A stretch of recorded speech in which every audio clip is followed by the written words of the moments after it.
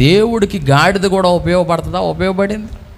పాత నిబంధన కాలంలో ప్రవక్తల్ని మోసింది, నూతన నిబంధనలో ప్రభువును మోసింది.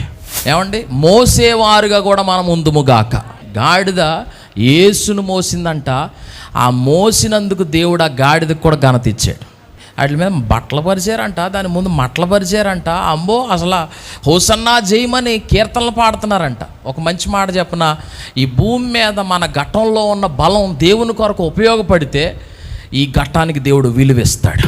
మన బలం లోకానికి కాదు, మన బలం దేవుని కొరకు ఉపయోగపడాలి. కడుపు నిండే కాదు, ఆకలిగా ఉన్నప్పుడు మనం ప్రభు దగ్గరికి రావాలి. ఎవరు ఆకలి తీర్చాలి? ప్రభు ఆకలి. ప్రభు అవసరానికి మనం నిలబడాలి. ప్రభు అవసరం అయిపోయాక వచ్చి ఆడావిడి చేస్తే ఏం ఉపయోగం ఉంటుంది? చూడండి, అవసరానికి ఉండాలి.